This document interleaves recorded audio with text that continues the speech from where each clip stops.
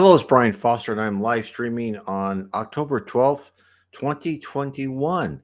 And today we are on the last chapter of A Wander in the Spirit Land, Part 4 Through the Gates of Gold, Chapter 34, The Conclusion.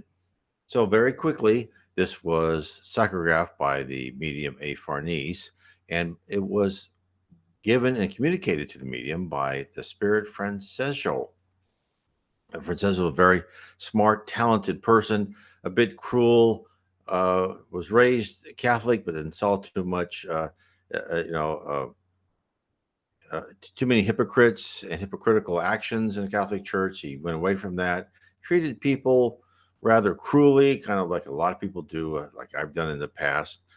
And then he met this wonderful woman, and it was the first woman he really fell in love with. And then he died soon after. He felt cheated of that, but she stayed with him. She in her physical life met with mediums, tried to contact him, and gave him the impetus to rise and get out of that lower zone, that purgatory. He called it hell.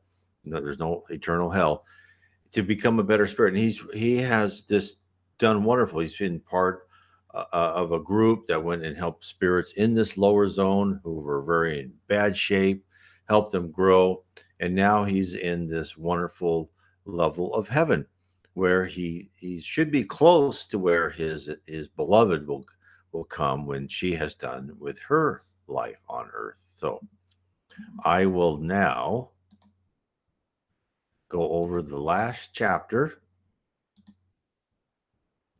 chapter 34, the conclusion.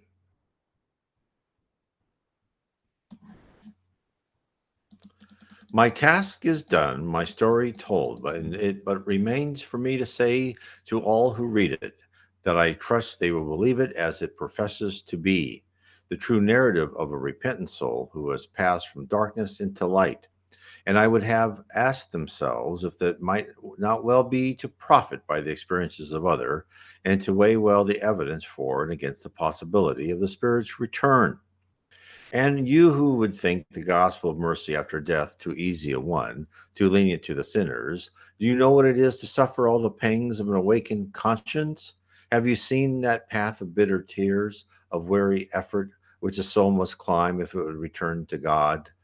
Do you realize what it means to undo step by step through years of darkness and suffering and bitter anguish of the soul, the sinful acts and words and thoughts of an earthly lifetime? For even to the uttermost farthing must the debt be paid. Each must drink to the last dregs the cup that he has filled. Can you imagine what it is to hover around the earth in hopeless impotence, beholding the bitter curse of your sins, working their baneful effects upon the descendants that you have left, with the taint of your past lurking in their blood and poisoning it? To know that each of these tainted lives, all these beings cursed with evil propensities ere they were born, have become a charge upon your conscience insofar as you have contributed to make them what they are, clogs which will continue to drag back your soul when it attempts to rise, until you shall have made due atonement to them and help to raise them from that slough into which your unbridled passions have contributed to sink them. So he is fully talking about how our conscience and how our bad actions are real to us. You know, we seldom see movies and stuff about it where a person's bad conscience drives them to confess and drives them to become better. We used to, but in our current culture, people uh, like to ignore that. But it is powerful indeed, and that's why we're on earth, to learn to use our conscience, to learn to listen to it, to learn to filter everything through it. And so before I begin the rest of the chapter, I'd like to go through and ask people, if you're interested in spiritism, I would say that you may want to download my free PDF, Spiritism 101, the third revelation, and that is on my website, nwspiritism.com. And you just go there, you can download it. It's on PDF, it's totally free, it's less than 100 pages. It's also on Kindle, Audible, and paperback if you like. And I have all my books on the right hand side navigation bar. And Spiritism tells us, and it was codified by Allan Kardec in the 1850s, tells us that we are an immortal soul and we go through life after life in the quest to become better spirits. Our whole reason to be on earth is to rip out our primitive emotions and replace those with advanced. Take out anger, pride, avarice, and replace them with love, charity, fraternity, honesty. That's why we're here. And you ask, well, why do we have to replace that? Why do we give up the pleasures of what we think are pleasures of life? It is because when you are in the spirit world, you thought is action. The spirit world is this living energy, like a huge database, a huge area where you are what you think you are, right? You look how you think you want to look. You never die. You never grow old. And then where you, when you think of something, depending on your level, you create it. You can create houses, mansions, cities, lakes. That much power has to be controlled by extremely responsible people. That's why we are here on this simulator called Earth, where we go through all these experiences to pay for our past wrongs and to learn to control our emotions in all circumstances. Because they're not going to give the spirit world, the rulers of the spirit world, the highest lords, Jesus Christ and his ministers, are not going to give irresponsible people who can't control their temper power like that. And therefore, once you understand that part, you can understand why you're going through what you are going through. Because if you just look at it as an isolated one life existence, there's so much injustice and chaos and nothing makes sense. But when you look at everything through many multiple lives and why you're on earth, this planet of atonement, and why it's important that you improve yourself because of the immense power you're going to have, then it all begins to make sense. And therefore, when you read his of what he said, let me take this so I can. Let me look at it one more. Some of what he said. He goes, "Can you imagine what it is to hover on the earth in helpless, hopeless impotence, holding the bitter curse of your sins?" This is what happens. When you go over and you're this logical personality, this character, right? You're ethereal. Humans on earth, most of them can't see you and you can't really communicate with them. And what happens is that your conscience, you think over and over again all the bad things you've done, and it just gnaws at your soul. And that's why people in the lower zone and the dark abyss, also called purgatory, don't a lot of them are afraid to rise up, because as you rise up, it brings forth all these old thinkings and old experiences that where you've done wrong. And it's a very painful journey to go from the lower depth of the earth to start climbing up towards that light, towards heaven. And that's why he says, it's the taint of your past lurking in their blood and poison it. So you feel guilty not only for yourself, but you feel horrible for what you've done and caused other people to do. And that's why every action, that's what Spiritism says, there's karma. Every action has a reaction. Everything you do is recorded. Not just you do. I should actually say everything you think and everything everyone else around you thinks is all recorded.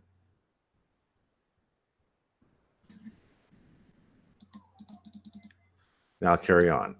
Do you understand here now how and why there may be spirits working still about the earth who died hundreds of years ago? Can you imagine how a spirit must feel who seeks from the grave to call out to others, especially to those he has betrayed to their ruin as well as his own, and finds that all ears are deaf to his words, all hearts are closed to his cries of anguish and remorse? He cannot now undo one foolish or revengeful act. He cannot avert one single consequence of suffering which he has brought upon others or himself. An awful wall has risen, a great gulf opened between him and the world of living men on earth. And unless some kind hand will bridge it over for him and help him to return and speak with those whom he has wronged, even the confession of his sorrow, even such tardy reparation as he may still make, is denied to him. And is there, then, no need that those who have passed beyond the tomb should return and warn their brethren, even as Dives thought to return and could not? Are men on earth so good that they require no voice to echo to them from beyond the gates of death, a foreshadowing of the fate awaiting them? Far easier were it for men to repent now, that while still on earth, than to wait till he goes to that land where he can deal with the things of earth no more, save through the organisms of others. And that is is completely true. It is so much far easier work for man to repent now. And also, I think you would say, far easier for people to change their character and personality, because that is why the earth was created. The earth was created as a school, as a campus. And we were limited in our ability to see the real world around us, the spirit world around us, the logic, the objective world where we can make what we want. We were completely limited into the subjective world, because then we could be bombarded by stimuli to elicit the responses that we needed in order to fundamentally change our character and personality from from being somewhat primitive to civilized. Now, you can still make this and undergo this change in the spirit world, but it's longer and harder, and it's not easy. But this earth, the physical life, is completely modeled for that purpose. I met a spirit once who, in the reign of Queen Anne, had defrauded another of property by means of forged title deeds, and who, when I saw him, was still earthbound to that house and land, utterly unable to break his change until the help was given him of a medium through whom he confessed where he had hidden the true title deeds and gave the names of those of whom of right to property should belong. This poor spirit was freed by his confession from his chain to that house, but not from his imprisonment on the earth plane. He had to work there till his efforts had raised up and helped onward those whom he had driven into the ways of sin and death by his crime. Not till he has done so he can this spirit hope to leave the earth plane, and there he still works, striving to undo the effects of his past sin. Will anyone say his punishment was too light? Shall another judge his brother man and say at what point God's mercy shall stop and that sinners shall be doomed eternally? No. Few dare to face the true meaning of their creeds, or to follow out even in thought the bitter and awful consequences of a belief in eternal punishment for any of the erring children of God. And now, what Spiritism tells us, there is no such thing as eternal punishment. The people down in these horrible areas who are, because of the law of affinity, who are with people who are like themselves, who, if you were a mean and horrible person, well, guess what? You're with other mean and horrible people just like you. So that is the lesson they are learning. There is, and when he says in punishment, it's all edification. It's tough. It's tough edification, and you could call it tough love, and maybe that's what a lot of people think. The other thing is when he says, is how this person, since the days of Queen Anne, was trying to give this property back, and when we say to ourselves, or we read that, we go, oh, what a dastardly deed. I would never do that. Well, think of what you must have done in the past. So many people I know, right, who write, in the past I was this queen or was this princess. Well, you actually don't want that, because the more powerful you were, the more pain and suffering you can cause by just simple words or signing a document. The Ivan the Terrible, in one of the books, Sacrograph Pacheco Xavier, hundreds of years later, he was this person who had, extreme skin disease, just could not go out in the sun, just hurt all day. Um, he had a servant that helped him, just barely, could barely afford that. But they, found out the reason he was in this punishment, and he's been in the punishment of quite a few lives, is because Well, all the terrible things he did. Hence, Ivan the Terrible, who also, incidentally, if you don't know, killed his own son. Imagine what someone like Stalin or Mao or Fidel Castro was going through, or the dictators of North Korea, or the people they've killed, or all of these, corrupt politicians who just love power and money. Don't envy these people. Don't envy them their power or their wealth. Don't ever envy anybody who has power or wealth if they got it in what you believe is a immoral, I should say, uh, manner. It's not worth it. Whatever reward you think you're getting on earth is but transitory. And when you see someone who did something terrible, don't hate them. Feel feel pity for them and pray for them to rise up and pay for the consequences of what they did in their physical life. Because believe me, the consequences they're going to have in their spirit life is going to be way worse. There's a lot to learn. On the other side of the coin, those who help and are honest and who do service for other people, you will be rewarded a hundredfold. And karma works both ways. Okay, let me carry on.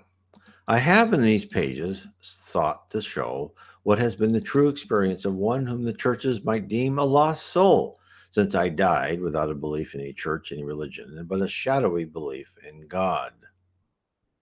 My own conscience ever whispered to me that there must be a supreme, a divine being, but I stifled the thought and thrust it from me, and cheating myself into a sense of security and indifference akin to that of the foolish ostrich which buries its head in the sand and fancies none can see it. And in all my wanderings, although I have indeed learned that there is a divine omnipotent ruler of the universe, its upholder and sustainer, I have not learned that he can be reduced to a personality, a definite shape in the likeness of man, a something whose attributes we finite creatures can argue about and settle. Neither have I seen anything that would incline me to believe in one form of religious belief rather than in another. What I have learned is to free the mind, if possible, from the boundaries of any and every creed. And those are very true words. And that's where, when he says, I had a shadowy belief in God, and I think a lot of us, and for me, absolutely true. In my younger years, until I discovered Spiritism, you would say, I believe in God, but I believe God was far away and really didn't care about us here on Earth until I discovered through events that happened to me that I could not explain any other way, except when I found Spiritism, that that God, Jesus Christ, is in, and all of his spirit workers are involved just intimately in our daily life, in planning our daily life, planning our experiences and episodes, all for the purposes of creating a completely uh, educational plan customized for each one of us. And can you imagine with 7 billion people on Earth that each of the 7 billion people have for their whole life customized educational plan? And that includes interactions with everybody else. Imagine the complexity. Imagine the power of the spirit world. That is what you really need to think about. What is the power of the spirit world, and why are you trying to deny it? Because you can't just say no, leave me alone. That will not work. You can go through life and do no harm and live in a cave, but then you'll be parked at that same level over and over again. And at someday you'll want to rise, and you'll want to then take out some of your lesser emotions and replace those with higher feelings. And the other thing is, when he talks about God, a lot of people believe when you die and you go to heaven, you see God. In fact, you see prophets all the time saying, "Well, God talked to me." Well, no, and it's fine if that's what they want to believe, or some high spirit talk to them. It's really a spirit talking to them, and they may believe it's God. And the spirits will, if you believe it is someone else, they may not. They may just let you believe who you want to believe. As an example, Paul, the apostle, believed he was talking to Jesus. In fact, he was talking to Stephen, the man who he helped, stone. He's one of the first martyrs for Christ. And, Paul was there seeing Stephen die with the stones being thrown at him. But Stephen was the spirit that would actually help and direct Paul through his whole physical life. Spiritism tells you so much. And then he also says, for me, what would incline me to believe in one form of religious belief rather than another. And that's another truism. No spirit who is a higher spirit is going to say, oh, it's better to be this religion. No. Any spirit's going to tell you it's better to follow your conscience, and that all religions have areas in them which they are wonderful, and that the spirits tell us even in the Bible the the the phrases of love and charity and fraternity are eternal. Everything else was it was communication from the spirit world that was interpreted according to the person who received it, to their level of culture and technology at the time. I mean, you can see how people say, well, the Old Testament has cruel areas, the New Testament has cruel areas, other writings, the Quran has cruel areas, and that was because of the people and the way they felt at the time. But that's not eternal. The only eternal parts of communications from the spirit world are love and charity, fraternity, honesty, and how to go about self improvement. And you also see another thing is that like the concept of the golden rule is almost universal in any religion. Do unto others as you would have others do unto you. That is what it's important. And that's why, so in the lower levels of heaven, there are still colonies and so forth, which are like maybe a Catholic colony or a Jewish colony or whatever. But as you go higher and higher, you leave all that behind. And there's just the quest for self-improvement, the quest for every man and woman is your brother and your sister. You love everyone and you try to help and be selfless and serve everyone in their quest to become a better person. Okay, I'll carry on. The infancy of the race of planetary man, when his mental condition resembles that of a child, may be called the age of faith. The Mother Church supplies for him the comfort and hope of immortality and takes from his mind the burden of thinking out for himself a theory of first cause, which will account to him for his own existence and that of his surrounding. Faith steps in as the material satisfier of the longings of his imperfectly developed soul, and the man of a primitive race believed without questioning why he does so. Among the early tribes of savages, the more spiritualized men became the mystery men, and then the priests. As age succeeds to age, the idea of an established church is formulated. Next comes the age of reason, when the development of man's intellectual faculties causes him to be no longer satisfied with the blind faith in the unknown. The mother's milk of the churches no longer assuages his mental hunger. He requires stronger food, and if it be withheld, he breaks away from the fostering care of the mother church, which once sustained but now only cramps and cripples a growing, expanding soul.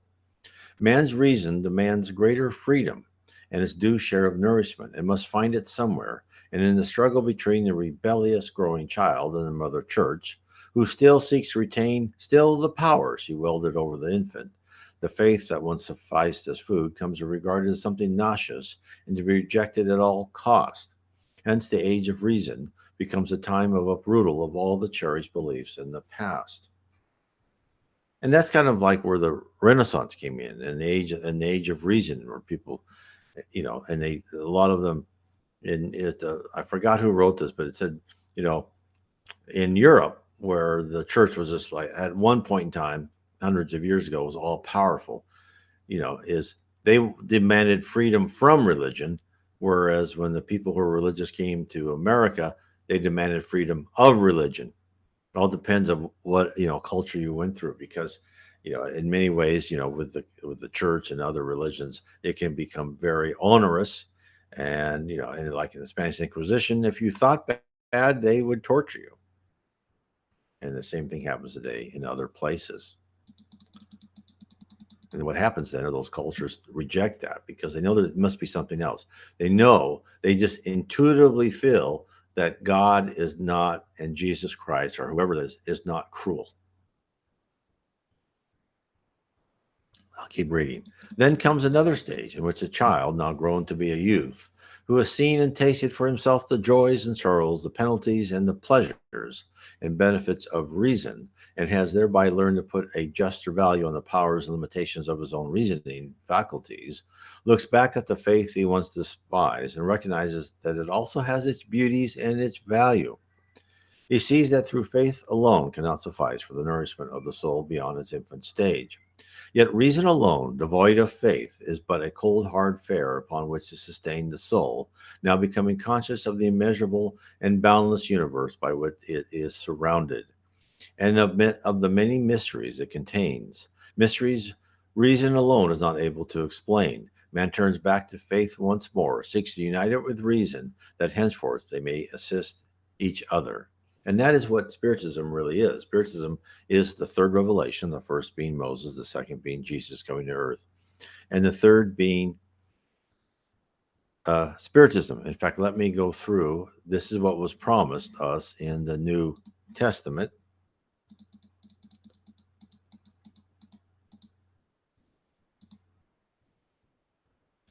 This is John chapter 14, verses 15 to 17. This is the New Testament. If you love me, keep my commands, and I will ask the Father, and he'll give you another consoler to help you and be with you forever, the Spirit of truth. The world cannot accept him because it neither sees nor knows him. But you know him, for he lives with you and will be in you. And then John 14, verse 26. But the consoler, the Holy Spirit, whom the Father will send in my name, will teach you all things and will remind you of everything I have said to you. So that is what was Allan Kardec, who in the 1850s came codified. He talked to many spirits. In fact, this is what he codified: information from the organized by the Spirit of Truth. And he wrote down a series of 1,019 questions, which were answered by different spirits through different mediums. He did not just, he was not a medium himself. And he wrote this down. This is why the Spirit's book is such, to me, it was such a revelation, because it all made sense. And it also, when you read the Spirit's book and you read the Gospel according to Spiritism and other books he wrote, the New Testament becomes much more clear, and you see what Jesus really meant. Like when he said, "Let the dead bury the dead," he said that was literal. That wasn't like, no, put your focus over here. He meant put your focus over here because spirits will help good spirits leave their body. You don't have to worry about them. When you leave your body's unimportant. And so that's why, he knew all this. And what he told you, a lot of it was literal truth. And yet we think that, how can it be literal truth? Because we try and fit what Jesus did into our own frame of reference. In fact, I had a question the other day. If someone said, well, there's the swoon theory of Jesus resurrected, that he just, like he fainted on the cross and he kind of woke up, that they rescued him, got his body, he woke up, and that's really was a resurrection. And I understand that because that's trying to place these wonderful things that Jesus did in our own paradigm. But that's not the way you really should look at it. It's really, we are in this weird, limited paradigm where we are in this simulator, this video game, where we are programmed to go through certain episodes and trials. We still have free will and decisions of what we want to do, and our attitude and character within those trials and what we learn within those trials. But we still are in this digital, in this matrix where we think what is real, the wall behind me is real, my shirt is real, is actually logical, are actually properties of objects that represent a shirt to me. This is not a shirt. This is an object with properties that appear as a shirt, in which I, given my limited senses, interpret as a shirt. And there's certain properties of what I can do with the shirt. I can't put my hand through it, right? That is how it works. So Jesus did die on the cross, physically died, left this earth, and came back when he wanted to, because he had the power to manipulate this this complex, elastic, you know, environment that was all information, and yet there are spirits, high spirits, who can travel through this information, collect universal fluid, or collect different properties of of whatever is around them, and create objects and give those object properties so they appear what they do appear as, and nothing decays in the spirit world. Think about the ramifications of what I just said. And that's why you can't fit, when you read the Bible and you read where, Jesus was, walked on the water to the boat. Well, that's easy for someone who controls the game, someone who controls all the data in the game. Well, I'll just walk on the water. I can walk wherever I want to. It's my game.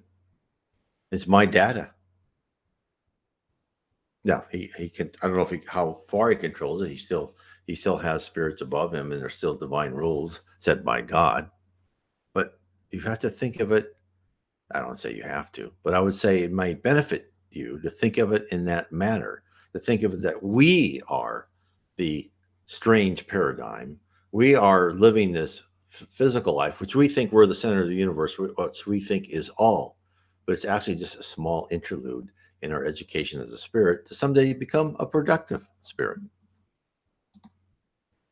Okay. Let me get back to where I was. I probably went too far off of a tangent. Okay. Now, I'll carry on. Now, faith and reason are the central thought principles of two different spheres of thought in the spirit world. Faith is a vitalizing principle of religion, or eclecticism, as reason is of philosophy. Now, the other thing I'd like to say right now is faith is measurable in the spirit world. And faith isn't just blind faith. And Spiritism tells us they don't want people to become spiritists because, like I told you, or become a Catholic because a priest told you, or whatever. No, you have to reason this out for yourself. That's why, that's why Spiritists will just put this information in front of you and say, okay, think about it, because there's no church, and there's Spiritist centers you can go to. People will give you lectures and all that type of stuff, right? And there'll be mediums meetings, but no, it's you as an individual is in charge of your spiritual ascendancy. There is responsibility here that you need to take, and you should study and pray and meditate for you to think about this. This isn't where you just go to Sunday service and get someone speaking to you for 40 minutes, and then you're like, oh, I'm spiritually uplifted. Well, you may be uplifted, but you haven't really advanced. You really need to think about what is said and why you're here. And faith is the vitalizing principle of religion. Oh, I said that already.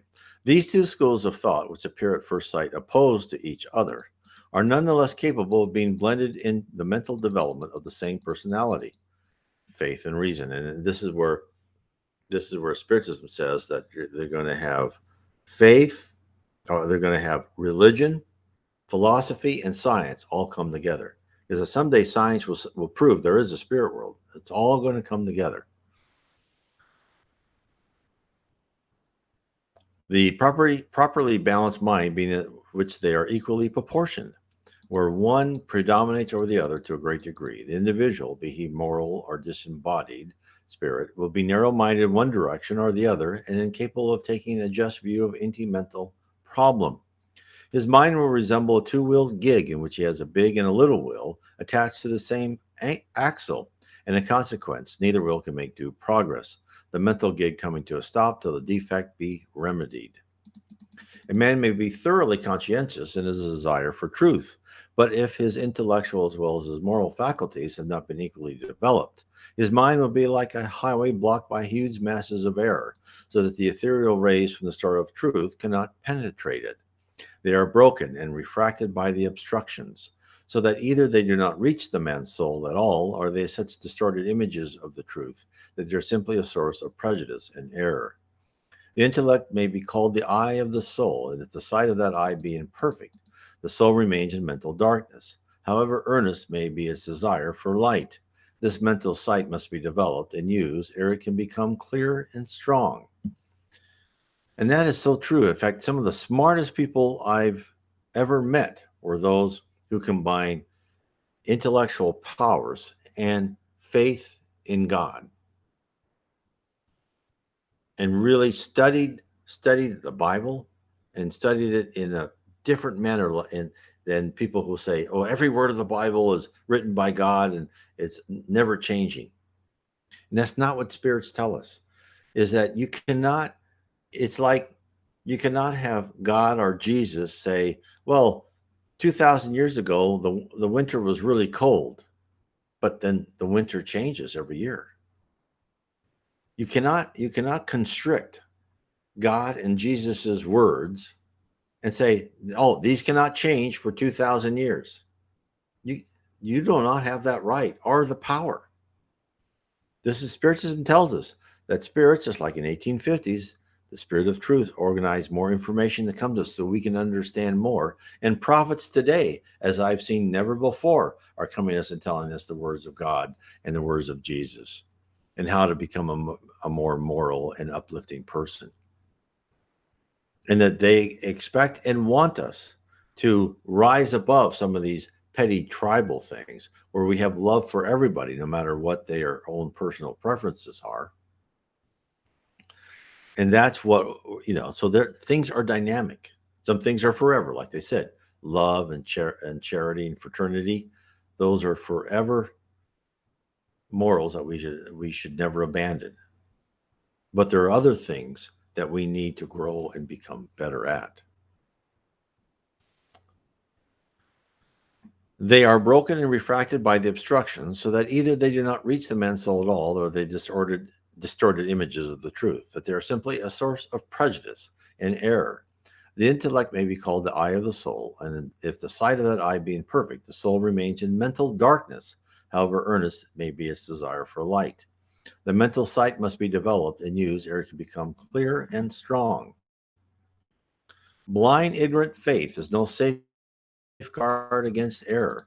The history of religious persecutions in all ages is surely proof of that. The great minds of earth, to whom great intellectual discoveries are due, have been those in which the moral and intellectual powers are equally balanced. And the perfect man or angel will be the man in whom all the qualities of the soul have been developed to their highest point. That's exactly what Spiritism tells us, too. Every attribute of the soul, moral and mental, has its corresponding ray of color, and the blending of these forms the beautiful and varied tints of the rainbow, and like it, they melt into one another to form the perfect whole. In some souls, the development of certain faculties will take place more rapidly than that of others. In some certain seed, germs of intellects, and morality will lie follow and give no sign that they exist, but they are nonetheless there. And either on earth or in the great hereafter, they will begin to grow and to blossom into perfection. Evil is caused by the lack of development of the moral attributes in certain souls and the overdevelopment of other qualities. And that's what Spiritism tells us too. People aren't evil because they're evil. They do wrongful actions because they're ignorant and they don't understand, and they must be educated. Now, I'm sure a lot of people say, well, there's people that will just walk all over you, steal from you. Any of you try until you're blue in the faith, just say, well, that is wrong. That's not nice to take things from people. And yes, you're right. If you look at what I just said in a point in time, in one lifetime, you're absolutely right. And Spiritism says, yeah, those people, you try to educate them, but if they don't listen, they got to be locked up. There are some people like that. Yes, you got to lock them up, take them away from society, let the spirit world figure out how in life after life and what circumstances they need to be in, where they need to be in what zone for them to learn, even when they're in heaven. So, but if you look at that person who you think is a criminal who cannot be rehabilitated, well, maybe in this life you're right, but in in the next life after that, they will improve. They shall improve. The spirit world knows how to do that. It may take a long time, but it will be done. The souls which are now inhabiting the lower spheres are simply passing through the process of education needed to awaken into active life and grow the dormant moral faculties. And terrible as are the evils and sufferings wrought in the process, they are yet necessary and beneficent in their ultimate results. In the sphere where I now dwell, there is a magnificent and beautiful palace belonging to the Brotherhood of Hope. This palace is the meeting place for all members of our brotherhood, and in it there is a fine hall built of what is the spiritual counterpart of white marble. Now, when you say, okay, the Brotherhood of Hope, who's that? It's just like there's also in the spirit world, there's a lot of NGOs, non-government organization. We think as Jesus as the governor of our planet, people think he pulls every string, knows everything. No, he has ministers and managers under those ministers that do all sorts of things. They control spiritual colonies, they help plan reincarnation, all that. But there's also people that have created their own groups to help people. And one of the group is the Brotherhood of Hope. Another one is I think it was called Mary Legion of Angels. I can't remember the exact name, but Mary, the mother of Jesus, has a lot of outposts and people working for her. It's just a wonderful person. I don't know what spirit actually started the Brotherhood of Hope, but I'm sure it was one or two spirits got together and said, no, we need to start helping people in the lower zone. And anyone can do this if they're very dedicated. And they said, no, I want to start this area and this one outpost and help these people. You keep helping them, you eventually will be assisted by the spirit world. I'll carry on. This hall is called the Hall of Lecture, and in it we assemble to listen to discourses delivered to us by advanced spirits from the higher sphere. At the upper end, there is a magnificent picture called the Perfect Man. That is to say, it represents a man, or rather angel, who is relatively perfect. I say relatively perfect because even the utmost perfection, which can be imagined or attained, can only be relative to the still greater height which must be eternally possible for the soul. Unlike Alexander, who mourned that he had left no more worlds to conquer, the soul has no limits to put the possibilities of an intellectual and moral conquest. The universe of mind is as balanced as that of matter, as eternal. Hence, none of us can use the word perfect as implying a point beyond which progress is impossible. And again, that is backed up by spirits in spiritist literature, is that we are at such a low level, right? We're just on this earth, this planet of atonement. And they say there's like 10 levels of heaven around the earth. Other people say there's other levels of heaven.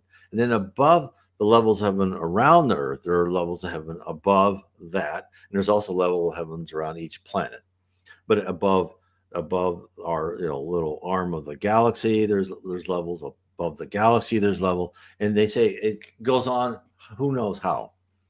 And they actually, what the spirits say is you go from the objective, being here on our physical world, well, things are what they are, we can't change them, to the subjective, into the spirit world, where our mind can actually change things, although we're influenced by other spirits around us, to the sublime, which they don't really know, but you're still always, they say you're always this unique personality, but you become more part of a whole. What that whole is, they don't know.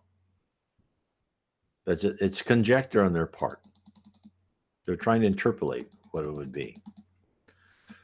I'll carry on. In the picture, this relatively perfect angle is represented as standing on the highest pinnacle of celestial spheres. The earth and her attendant spheres lie far below him. His gaze is turned with an expression of wonder, delight, and awe to those far distant regions which lie beyond the power of mortal mind to grasp, regions which lie beyond our solar universe.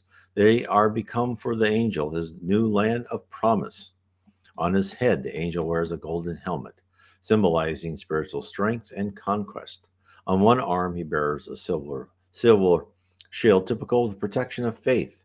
His garments are of dazzling white, showing the purity of his soul, and the white outstretched wings symbolize the power of intellect to soar to the highest thought regions of the universe. Behind the angel, there is a white cloud spanned by a rainbow, whose every tint and shade blend into perfect harmony, shows that the angel has developed to the highest degree every intellectual and moral attribute of his soul.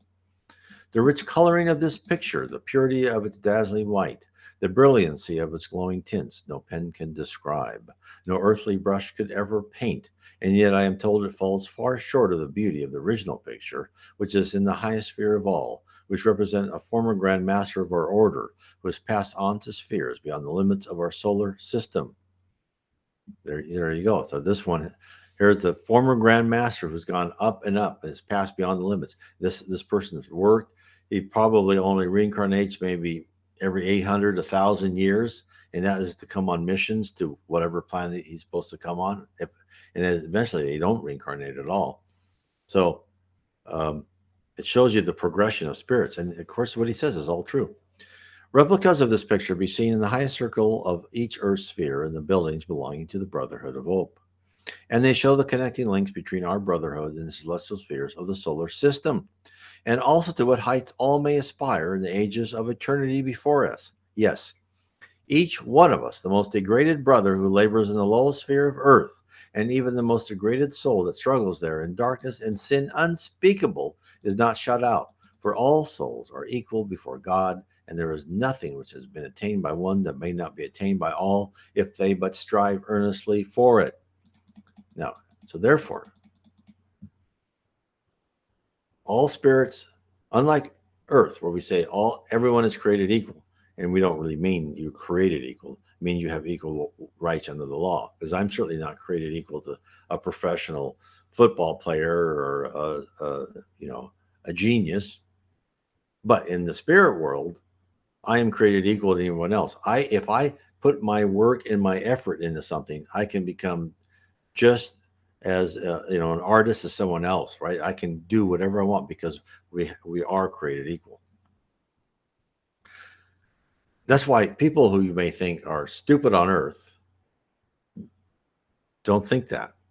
Think that, well, okay, that guy's or that woman or man's intelligence may be limited on Earth for a very good reason, and they may want, because maybe in a previous life they were too smart by half, and they use it to cheat people or do bad things. And this time they're going to keep their intelligence limited a bit and make them more spiritual and not allow them to be materialistically wealthy. You never know. But I cannot say I've seen that any particular belief helps or retards a soul's progress, except insofar as this, that some creeds have a tendency to cramp the mind and obscure the clearness of its vision and distort its ideas of right and wrong, thereby preventing those who hold those beliefs from possessing the perfect freedom of thought and absence of prejudice, which alone can fit the soul to rise to the highest spheres. I have written this story of my wanderings in the hope that amongst those who read it may be found some who will think it worth the while to inquire whether, after all, it may not be, as it professes to be, a true story. There may also be others who have lost those who were very dear to them, but whose lives were not such as gave hope that they could be numbered with those whom the churches call the blessed dead who die in the Lord. Dear friends, we have not died in the path of goodness and truth. Dear friends who have not died in the path of goodness and truth, I would ask those mourners to take hope and to believe that their beloved but erring friends may not be wholly lost, not utterly beyond hope. Yes, even though some may have perished by their own hands and under circumstances which would seem to preclude all hope, I would ask those on earth to think over all that I have said and to ask themselves whether even yet their prayers and their sympathy may not be able to help and comfort those all who need all the help and comfort that can be given to them. For my home in the bright land, so like the land of my birth, I still go to work upon the earth plane among those who are unhappy. I also help to carry forward the great work of spirit communion between the living of earth and those whom they call dead. I spend a portion of each day with my beloved, and I'm able to help and protect her in many ways. I'm also cheered in my home and in the spirit land by visits of so many friends and companions of my wanderings, and in that bright land surrounded by so many memorials of love and friendship. I await with a grateful heart that happy time when my beloved one's earthly pilgrimage shall be finished, when her lamp of life shall have burned out and her star on earth has set, and she shall come home to join me in an even brighter home, where for us both shall shine eternally the twin stars of hope and love. The end. That was just a wonderful book. And I'd like to remind everybody, you can I in my description below and on my website, uh, which I'll show up here, you can download this wonderful PDF. It These things are just so well worth reading. It exposes so much to us. And if you would like to learn more about the spirit, more about really what we are, because you read this book had nothing to, never said he's a spiritist, but it shows you so many things were in parallel. And that's why I go through on Tuesdays. I try to read these passages. And then I've even gone through, I have whole episodes of near death experiences where Spiritism explains what they saw, and they see things that again complement what Spiritism tells you. And when you see all this evidence, you should want to learn more and say, what is this thing? Why am I really on Earth? I'm not just on Earth to, make a little bit of money, pay taxes, and then go back into the dirt. So this is why it's once you get into this, it is so exciting and revealing. And that's why I recommend you read the Spirits book and you read my free PDF, Spiritism 101. And the Spirits book is also PDF, and you can get that for free. And then I would recommend to really, what I've taken from all the readings and writings and books and articles and lectures from other spiritists and mediums, etc., is my book, The Spirit Realm, where I try to show what is the spirit realm, what is the physical realm, which is a subset of the spirit realm, who is Jesus, what are you as a spirit, how are you made, what's your capability, how are you trained, and what is your future, and how you can rise on the earth. And then I have books like, goes into much more detail in my book series of 3 books, Heaven and Below, Spirits in the Spirit Universe, and How We Are Guided by Spirits. So there's a lot out there. I hope that I can help you. And then we'll start on another book, Through the Mist, next Monday, which is, I've been reading that, and it's just a wonderful book by the spirit who was trying to rescue this little boy. And it was back in the time of England with horse-drawn carriages. And he rushes out in the middle to try and get this boy. It was in the middle of this busy road, and all of a sudden he woke up on this field in heaven with the boy in his arms. So you'll see what he says. It's very interesting. It's a whole different outlook than Franchezzo did in his book. So anyway, and then I want to say thank you, MP. I'm glad you're enjoying this. I think this is where this is where exploration of your true life is fun, and it's just intellectually stimulating. Oh wait, so I just want to say God bless everyone,